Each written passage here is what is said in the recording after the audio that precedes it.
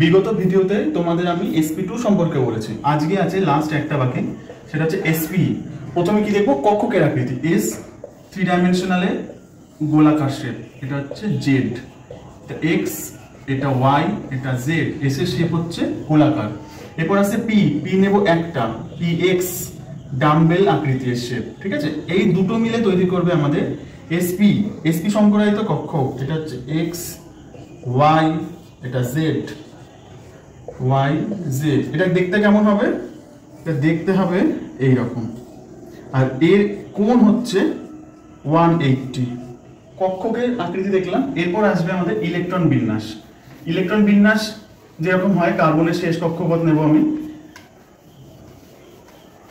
কার্বনের শেষ 2s 2p নেব। দেখবে এখানে একটা p কক্ষক কাজে লাগছে। স্থিতাবস্থা, স্থিতাবস্থা বলতে বোঝায় যখন এটা পরমাণুটা স্থির আছে।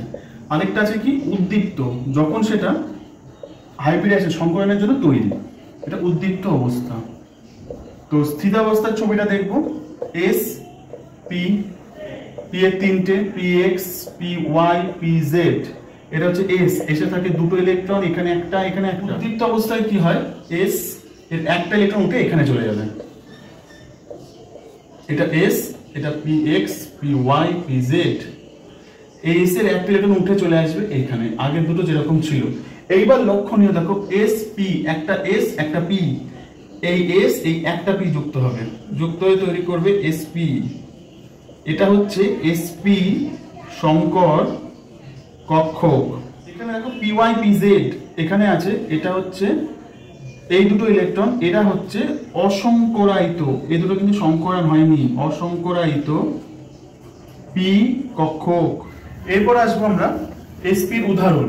sp এর উদাহরণ নেব, সেটা হচ্ছে C2H2, যার প্রচলিত নাম হচ্ছে অ্যাসিটিলিন। অ্যাসিটিলিন দুটো কার্বন আছে, এই একটা এই একটা, এর সাথে এটা যাবে, এইদিকে আরেকটা, এদিকে দেখো এটা হচ্ছে সিগমা বন্ড, এটা হচ্ছে এর সাথে হাইড্রোজেন তৈরি করবে সিগমা বন্ড, এর সাথে তৈরি করবে এটা সিগমা বন্ড, এটা px গেছে। এবার আছে আমাদের py pz, এদিকে যাব,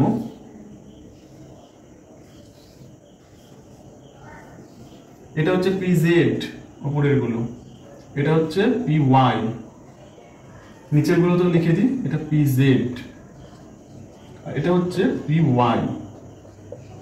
এই pz এর সাথে পাই বন্ধন তৈরি করে, আর এদিকে py আর এইখানে py এর সাথে এই py, দুটো পাই বন্ধন। দেখো এখানে দুটো পাই বন্ধন, দুটো। এই ছবিটাকে আমি সহজ করে দেখাই বন্ধনের সাহায্যে। এই দেখো, এটা এই গেল সিগমা বন্ড, তিনটে সিগমা, এগুলো দেখো এই একটা এই একটা এই একটা এই একটা, দুটো পাই বন্ড, আর এর অ্যাঙ্গেল হচ্ছে 180 ডিগ্রি। এটা হলো sp এর উদাহরণ অ্যাসিটিলিন। এইবার sp2 সম্পর্কে বিগত ভিডিওতে যেমন দেখেছিলাম আমরা, প্রত্যেকটি উদাহরণে বন্ধন কোণ, বন্ধন দৈর্ঘ্য, বন্ধন বিয়োজন শক্তি এবং তার আকৃতি কি হয় সেইগুলো আমরা জানবো, sp এর ক্ষেত্রে কিরকম হয়।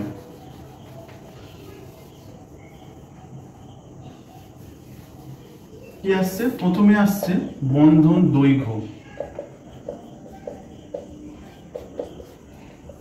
তারপর আসছে বন্ধন কোণ,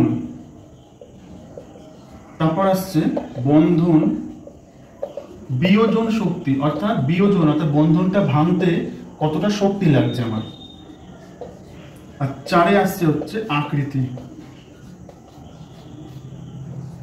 বন্ধন দৈর্ঘ্য হচ্ছে 1.06 অ্যাংস্ট্রম, এটা হচ্ছে কার্বন হাইড্রোজেন বন্ধনের জন্য। আরেকটা আসছে 1.20 অ্যাংস্ট্রম, এটা হচ্ছে সি ডবল বন্ড সি অর্থাৎ সি ট্রিপল বন্ড সি বন্ডের ক্ষেত্রে। বন্ধন কোণ দেখিয়েছিলাম কি সরলরৈখিক, তাই 180 ডিগ্রি। বন্ধন বিয়োজন শক্তি এর হচ্ছে 230 কিলো ক্যালোরি পার মোল। আকৃতি হচ্ছে কি সরলরৈখিক, ছবিটা মনে করো 180 ডিগ্রি কোণ, এই যে C triple bond C H, তাহলে কি এটা একটা সরল রেখা, এই আকৃতি সরল রৈখিক।